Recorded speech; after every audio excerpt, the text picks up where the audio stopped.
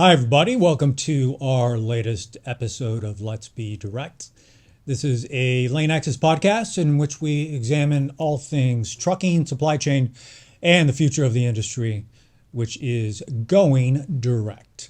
I'm Andrew Rivera, head of marketing for LaneAxis, joined again by LaneAxis CEO and founder Rick Burnett. And we're now in month 3 or 4 of our long national nightmare known as the yellow trucking collapse. Exaggerating a bit, certainly no laughing matter.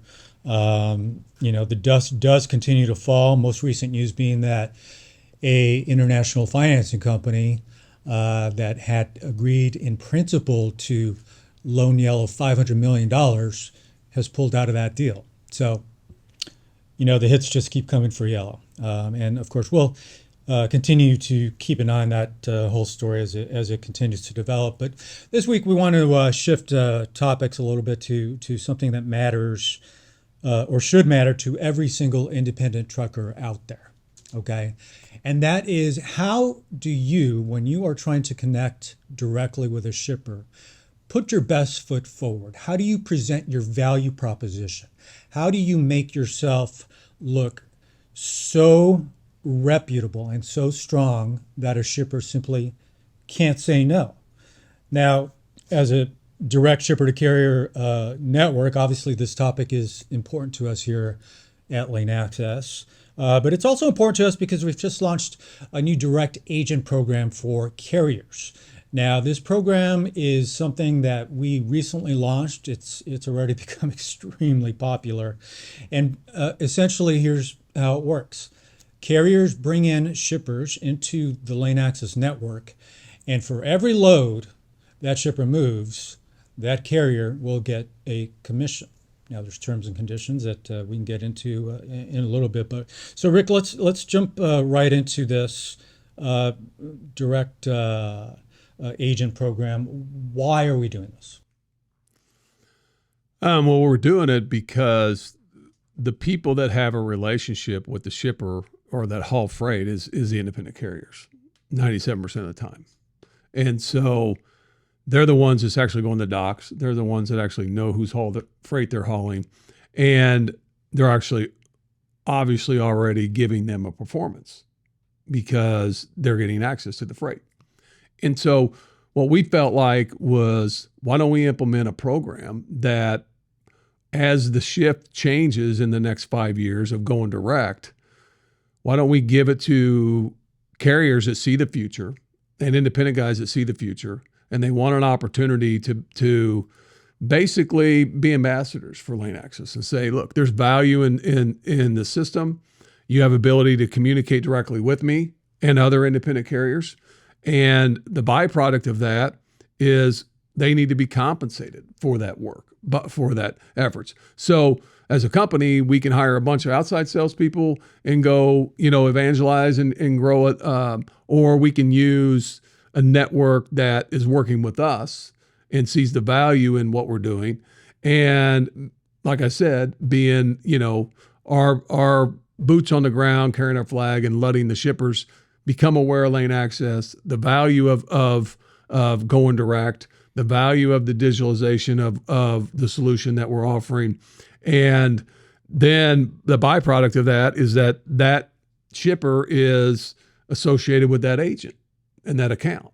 And whatever daily volume that they do in an executed transaction through the network, we can compensate them in a commissionable type of program where he can benefit on the amount of time. So if he gets, 50, 100, or however many different shippers, and they're moving loads every day, he could realize a substantial amount of ongoing, renewable, reoccurring revenue to himself for efforts of really identifying the shippers of the future of going direct network. And just so everyone knows, we will have a link where carriers can register for this program. Now let's kind of talk about the overarching topic of this podcast, which is, carriers presenting their best selves, essentially selling their company and their strongest value props. Let's face it, when a carrier is trying to connect with a shipper and establish a long-term relationship, this is a job interview, right? And you wouldn't go into a job interview unprepared. You wouldn't go into a job interview without showing off your highest skills, your best talents, your best services, right? So, I think not everyone, but I think a lot of carriers don't approach this with that kind of level of incentive, of approaching shippers as if this were a job interview. Would you agree with that? Yeah, I mean that's one thing that we have. This is a mindset change, and we've battled with that, and because in the world that is today's transportation, everything is reactive. I've landed in this place and I got to find a load and get out. There's no proactive in anything. There's no building direct because the control of the freight is managed by the middle. And, from the freight broker side, there's no ability that if this independent does a great job with a shipper, that he can come back and pick up the phone and call that shipper and say, hey, I just hauled the load for you. Can I go direct? And until there was a system in place, that falls on deaf ears with shippers because they can't manage the process with tens of thousands of independent carriers if they move any kind of load volume on a day-to-day basis. Well, now they can. And so this is a game changer in what we're saying to the independent carriers, that the future of transportation is going to be data-driven. I mean, you're going to have performance metrics based on your performance as an individual trucker. And there's going to be visibility into that because everything's going to be tracked. I mean, you are anyway in the form of VLDs. Every time you get behind that cab, you are behind that wheel, you are in that cab, you are basically being tracked in all aspects. You're in it. And so that is a safety indication that now through SMCSA, it is published. What you have in the network of shippers is performance. Okay, this guy's a safe, but is he going to be on time with my shipper? Is he going to deliver it? Is his truck clean?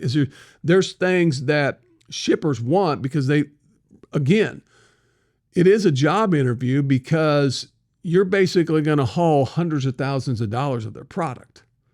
And they want to make sure that you pick it up and it's not going to get damaged and you deliver it where you're supposed to deliver it to, right?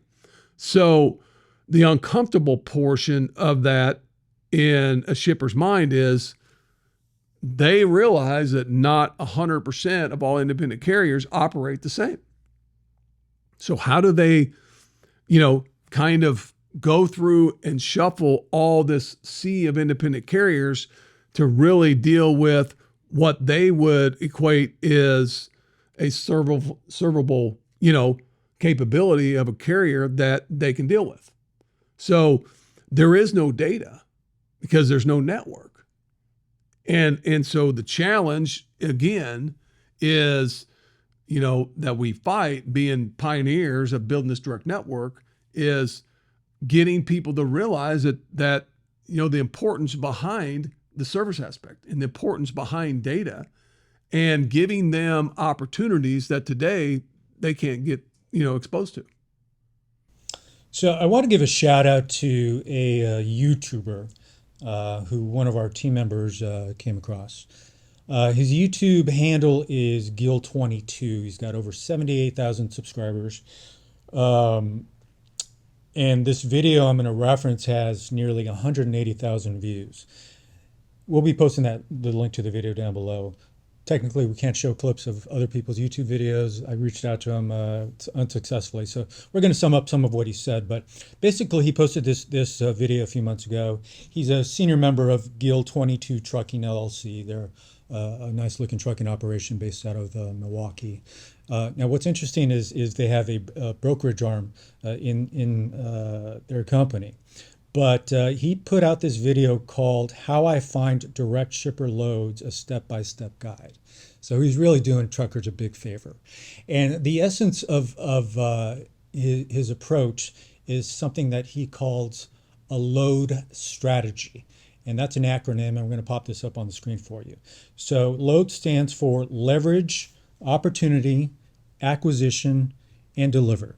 So I'm going to try and go through these pretty quickly, but so let's start with leverage. In today's climate, shippers have all the leverage over small carriers.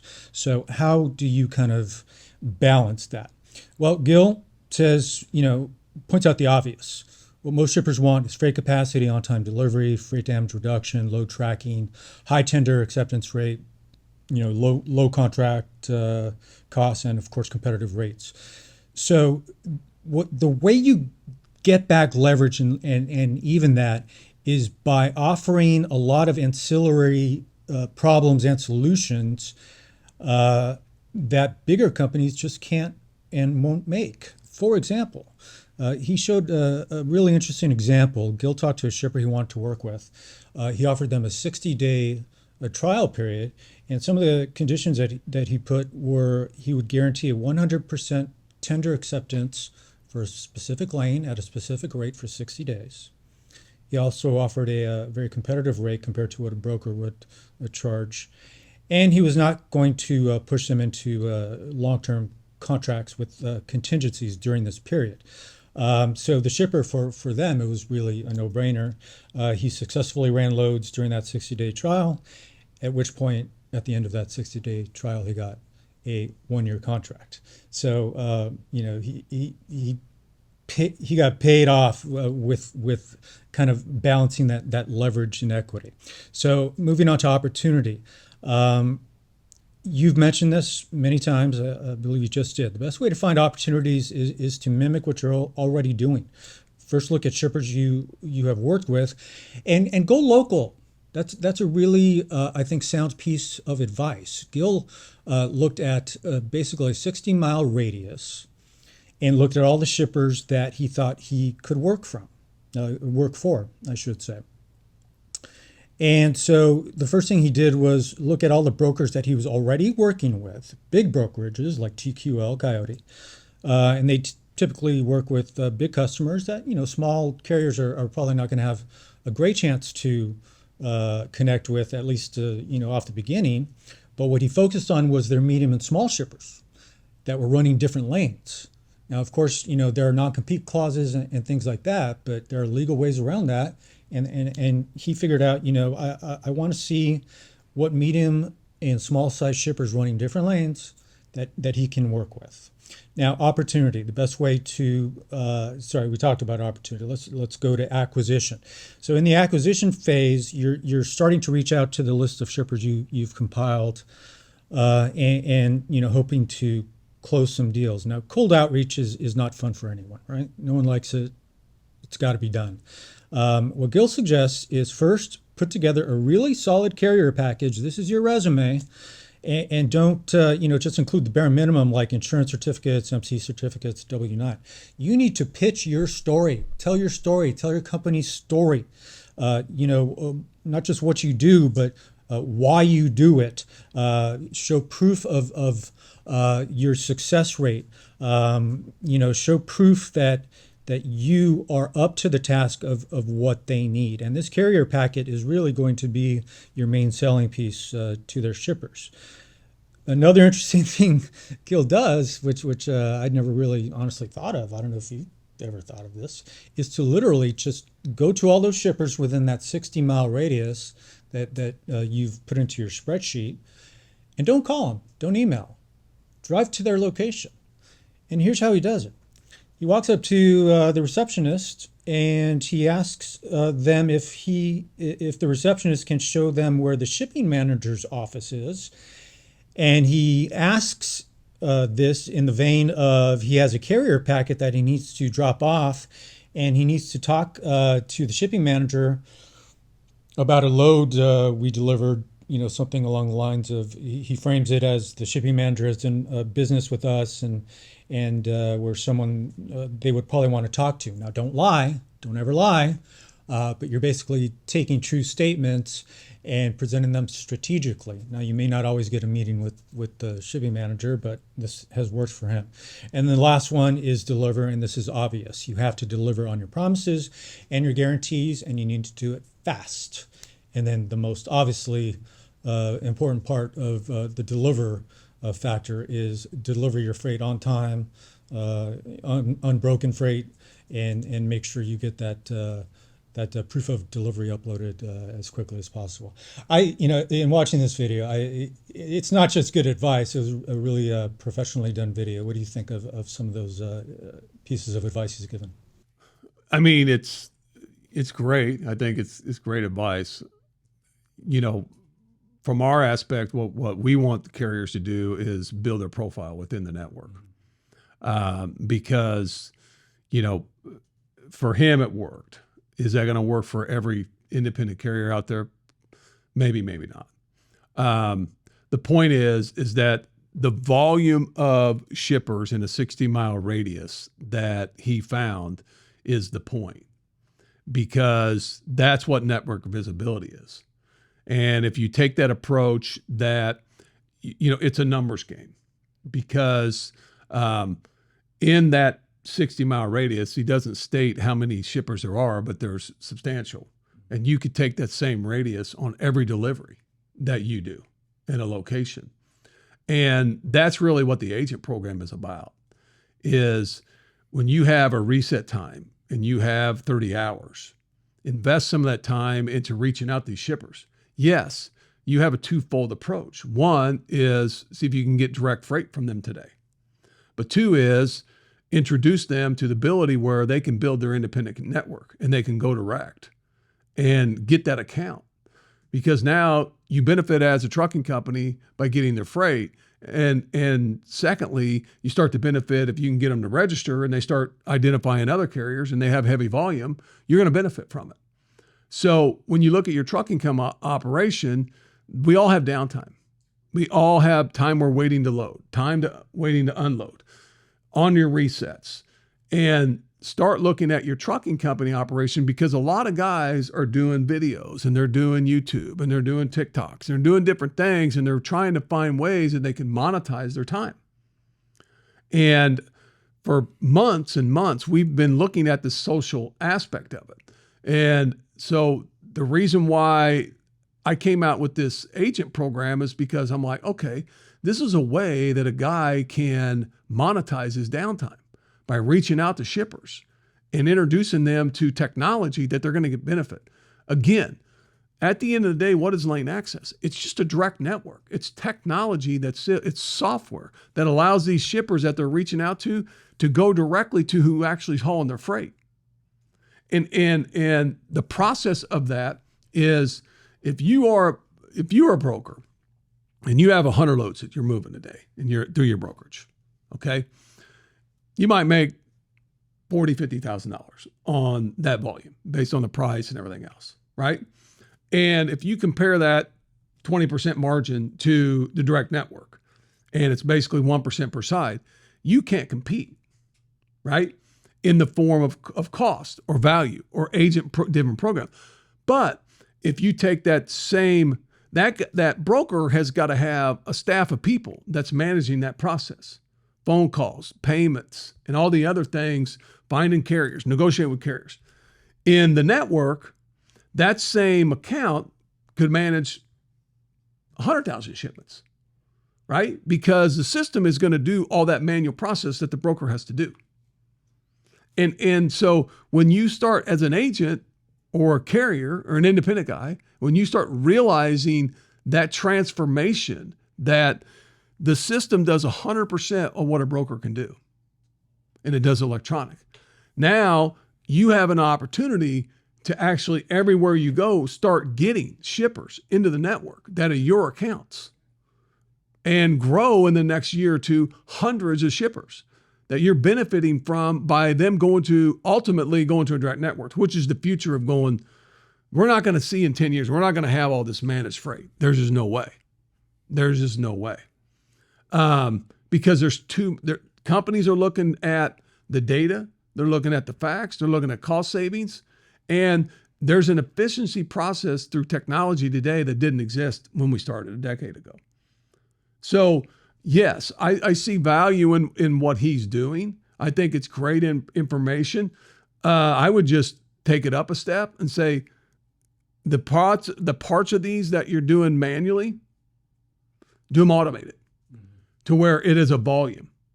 So and by that, you're going to, like him, if he goes and visits 30 shippers then in that area, he's hoping to get 1 or 2 direct contracts, right? Well, if you take that same approach, can you get 2 or 3 or 4 or 5 shippers that see the value in a direct network and join?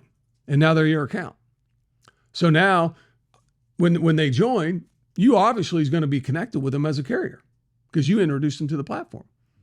But now you're going to benefit from all the other independent carriers that haul the freight through an executed transaction that you're making a commission on. And it's important, to again add a little addendum to what he suggests is that a lot of what you can do through LaneAxis, and that should be part of their pitch. All of LaneAxis services should be part of your carrier pitch when you're reaching out to shippers. And I would also point out that what he describes as a carrier packet in the LaneAxis network is your profile page. That's your resume. That's your carrier packet. Make that as strong as you can. And that will impress shippers. That will get their attention. Yeah, and one other point. So in the future, as carriers come in, they will just share their LaneAxis carrier profile to shippers. Exactly. And just like all of us, most of us have a LinkedIn. What is that? It's a public facing of your history in the workforce.